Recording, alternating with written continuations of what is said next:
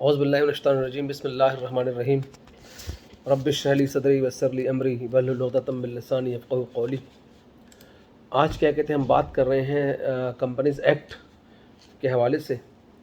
और इसमें क्या कहते हैं हम जो है उस डिस्कस कर रहे हैं सेक्शन 98। सेक्शन 98 है लिमिटेड लायबिलिटी या लिमिटेड कंपनी में have directors with unlimited liability. ये हम बहुत सारे केसेस के अंदर क्या कहते हैं प्रैक्टिकली देख रहे होते हैं कि ये कंपनी जो है वो लिमिटेड लायबिलिटी कंपनी होती है, प्राइवेट लिमिटेड कंपनी होती है, लिमिटेड कंपनी होती है, लेकिन उनके डायरेक्टर्स की लायबिलिटी अनलिमिटेड होती है। तो ये किस तरह से होता है, इसलिए कि हम तो पढ़ते हैं कि जी जो लायबिलिटी है लिमिटेड कंपनी को लिमिटेड होती है, लेकिन section 98 of the companies act 2017 ये प्रोविज़न प्रोवाइड करता है, और प्रैक्टिकली भी क्या कहते हैं ये होता है। प्रैक्टिकली किस तरह से होता है वो आपसे बाद में डिस्कस करूँगा, पहले मैं प्रोविजंस डिस्कस कर लूँ। सब सेक्शन 1 जो है सेक्शन 98 को कहता है कि in a limited company the liability of the directors of or any director may if provided by the memorandum be unlimited. नहीं, सब सेक्शन 1 ये कहता है 98 का कि जी अगर क्या कहते हैं मेमोरेंडम के अंदर ये प्रोवाइड हो कि किसी डायरेक्टर की लायबिलिटी या डायरेक्टर्स की लायबिलिटी क्या कहते हैं अनलिमिटेड होगी या हो सकती है, तो फिर क्या कहते हैं लायबिलिटी अनलिमिटेड हो सकती है। सब सेक्शन 2 क्या कहता है ऑफ द कंपनीज एक्ट ये कहता है कि in limited company in which the liability of any director से unlimited the director of the company if any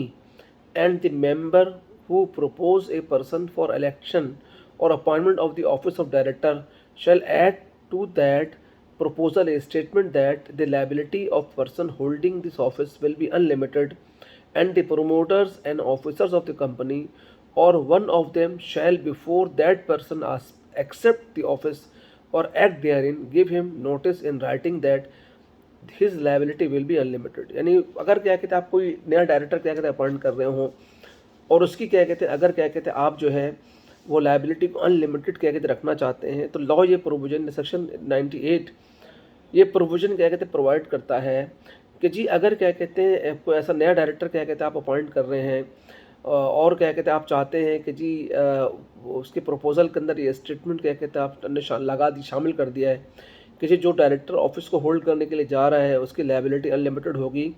तो ज़रूरी ये है कि वो इससे पहले है कि क्या कहते हैं वो बिफोर इसके कि वो क्या कहते हैं इस ऑफिस को अज्यूम करे, आप एक नोटिस इन राइटिंग देंगे उस डायरेक्टर को कि जी आपकी जो लायबिलिटी है वो अनलिमिटेड होगी। अब क्यों ऐसा लॉ नहीं किया, वो इसलिए किया है कि जी बाज़ वक़्त ऐसा होता है कि जी आप लिख देते हैं टर्म एंड कंडीशंस के अंदर, वो डायरेक्टर क्या कहते हैं उसको रीड नहीं करता प्रॉपरली, और बाद में क्या कहते हैं फिर जब लायबिलिटी उसकी अनलिमिटेड होती है तो वो फिर क्या कहते हैं ज़ाहिर है कि शोर मचाता है या ऑब्जेक्शन करता है कि जी ये तो नहीं होना चाहिए था। तो एक अलग से स्टेटमेंट देने का मकसद ये है कि जब उसको आप नोटिस इन राइटिंग देंगे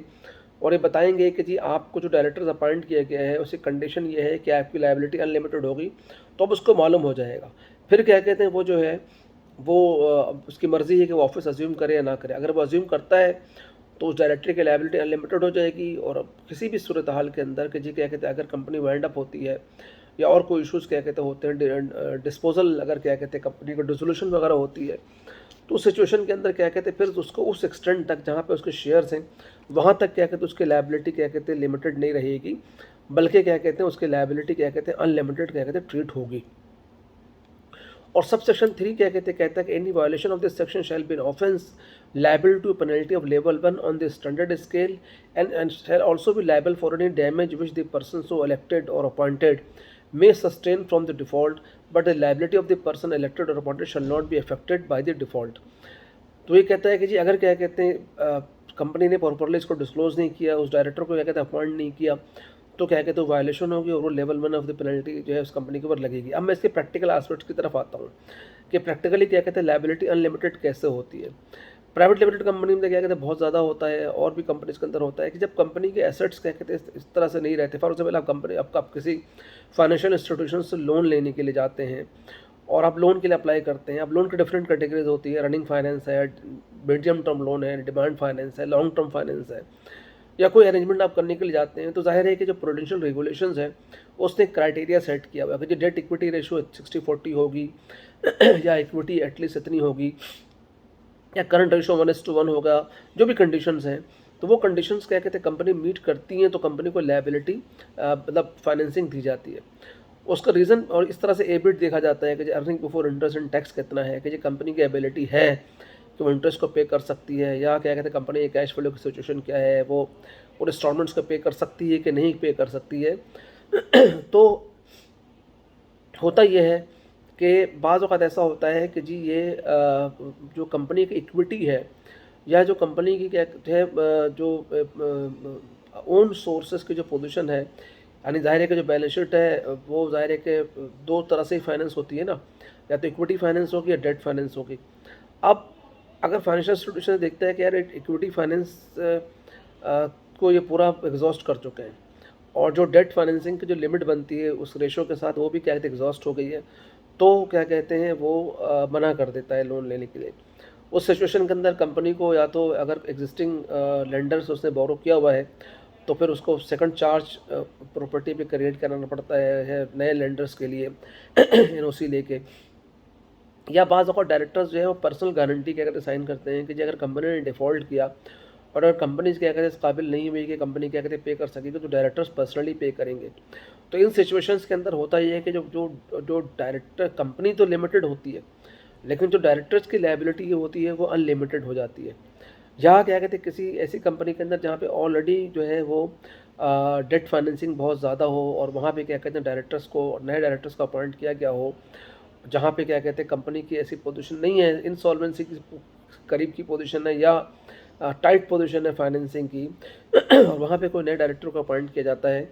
तो कंपनी के लिए ज़रूरी है कि कंपनी क्या कहते हैं उन डायरेक्टर को क्या कहते हैं उसके टर्म एंड कंडीशन के अंदर भी इंक्लूड करे कि जो उनकी लायबिलिटी क्या कहते हैं अनलिमिटेड होगी। और क्या कहते हैं जैसे सबसेक्शन 2 ऑफ द सेक्शन 98 ही कहता है कि जी वो जो डायरेक्टर होगा उसको क्या कहते हैं नोटिस इन राइटिंग दे कि जी आपकी अपॉइंटमेंट जब होगी तो आपकी लायबिलिटी क्या कहते हैं अनलिमिटेड हो जाएगी। अगर कंपनी क्या कहते हैं इसको करने में नाकाम हो जाती है और क्या कहते हैं बाद में डिस्क्लोज होता है तो ऐसी वायलेशन की सूरत में कंपनी को level 1 of the standard scale की पेनल्टी पे करनी पड़ेगी। तो इस लेक्चर को क्या कहते हैं हम सेक्शन 98 को हम यहीं तक रखते हैं। ये काफ़ी मालूमाती लेक्चर है और उम्मीद है कि क्या कहते हैं जो कॉर्पोरेट लॉज के स्टूडेंट्स हैं या जो प्रैक्टिकली जो CFOs हैं या जो लोग कंपनी के अफेयर्स को देख रहे हैं